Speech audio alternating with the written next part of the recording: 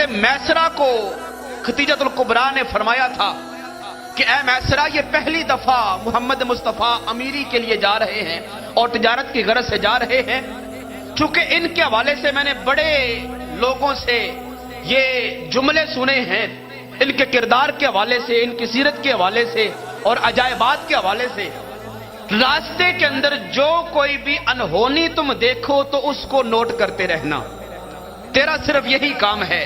ختیجہ نے میسرہ کے سپرد یہ ذمہ داری لگائی، اور میسرہ کے اوپر ایک دوسرا غلام خزیمہ متعین کر دیا۔ خزیمہ سے کہا کہ جو میسرہ لکھے اس کے اوپر تم نے نظر رکھنی ہے کہ صحیح لکھتا ہے یا غلط لکھتا ہے۔ تو اب میسرہ سرکار کے ساتھ ساتھ ہے، وہ لمبی قطار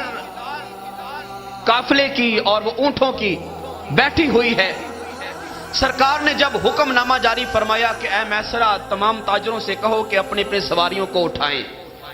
جب میسرہ نے پہلا اونٹ اٹھایا، پہلے کے بعد دوسرا اٹھا، دوسرے کے بعد تیسرا اٹھا، تیسرے کے بعد چوتھا اٹھا، چوتھے کے بعد پانچواں، الغرض جب یہ ساری قطار اونٹوں کی اٹھنا شروع ہوئی، آخر میں 2 اونٹ بیٹھے کے بیٹھے رہ گئے، اوپر سامان لدا ہوا ہے اور وہ اٹھنے کو تیار نہیں، انہیں ٹھوکر ماری گئی، چھڑی ماری گئی، ہلایا گیا، لیکن اونٹ اٹھنے کو تیار نہیں ہیں۔ یہاں پہ آل محبت نے اونٹوں کی بولی اپنی بولی میں بیان کرتے ہوئے ان کے جملے لکھے۔ ساری قطار اٹھ گئی، جب وہ 2 اونٹ نہ اٹھے تو ابو جہل بول پڑا، کہنے لگا میں نے کہا تھا نا کہ اس محمد کو قافلے کا امیر نہ بناؤ، دیکھو ابھی تک قافلہ چلا نہیں ہے، پہلے ہی انہونی ہو گئی نا، اور پہلے ہی وہ معاملہ پیش آ گیا جو کہ بدشگنی سمجھا جاتا ہے۔ یہ 2 اونٹ نہیں اٹھے، اس کا مقصد یہ ہے کہ اونٹوں کو بھی محمد مصطفیٰ کی امیری منظور نہیں ہے، ہم بڑے ہیں، ہمیں امیر مقرر کیا جائے تاکہ یہ اونٹ بھی ہمارے ساتھ ساتھ چلے، پہلے بھی ہمارے ساتھ جاتے ہیں، ان کو ان کی سربراہی اور امیری قبول نہیں ہے۔ جب اتنی بات ابو جہل نے کی تو میسرہ نے وہ جملہ لکھ لیا، سرکار کو کہنے لگا کہ یا رسول اللہ،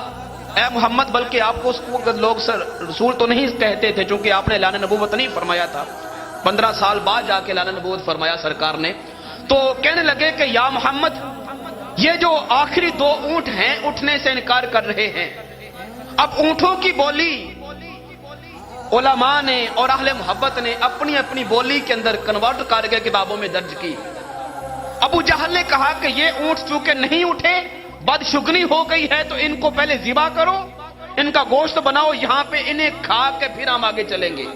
اور یہ ان کا رواج تھا، جب بھی کوئی اونٹ قافلے میں چلنے سے انکار کر دیتا اس کو وہیں پہ چھری چلا کے ذبح کر دیتے تھے، تو کہا کہ ان کو پہلے ذبح کرو پھر ہم ان کو کھا کے آگے چلیں گے۔ جب اتنی بات ابو جہل نے کی تو ایک اونٹ دوسرے اونٹ سے کہنے لگا کہ یار تم مجھے بیٹھنے کا کہہ رہے ہو، پتا بھی ہے کہ ہمارے ساتھ ابو جہل ہے، بڑا ظالم بندہ ہے، ہماری حلق پہ ہماری گردن پہ چھری چلوا دے گا اور ہمیں ذبح کر کے کھا جائیں گے، نہ بیٹھو، قافلے کے ساتھ ساتھ چلنا شروع کر دو۔ دوسرے اونٹ نے کہا کہ آج پریشان نہیں ہونا، آج میں کہتا ہوں بیٹھ جاؤ تو بیٹھ جاؤ، رہی بات موت کی اور گلے کے اوپر چھری چلنے کی تو آج موت سے نہ ڈرو، ذبح ہونے سے نہ ڈرو، اگر آج ہمارے ساتھ ابو جہل جیسے ہمیں ذبح کرنے والے موجود ہیں، ہمیں مارنے والے موجود ہیں، تو محمد مصطفیٰ بچانے والے بھی ہیں۔ آج ہمارا امیر وہ ایسا اللہ کا محبوب ہے جو رحمت للعالمین نبی ہے، وہ آج ہمیں بچا لے گا، بیٹھ جاؤ۔ پوچھا بیٹھنے کا حکم کیوں دے رہے ہو؟ اس نے کہا دیکھو کتنی لمبی قطار ہے اونٹوں کی جو کہ ہم سے آگے آگے ہیں اور سب سے آگے محمد مصطفیٰ ہیں، ایمان سے بتاؤ یہاں پہ کھڑے ہو کہ تمہیں مصطفیٰ کا دیدار ہو رہا ہے؟ تم آخری قطار میں کھڑے ہو، آخری نمبر پہ کھڑے ہو قطار کے، بتاؤ تمہیں یہاں پہ کھڑے ہو کہ محمد مصطفیٰ کا دیدار اور جلوے دکھ رہے ہیں؟ کہا وہ تو نہیں دکھ رہے، تو کہا اس لیے بیٹھ جاؤ،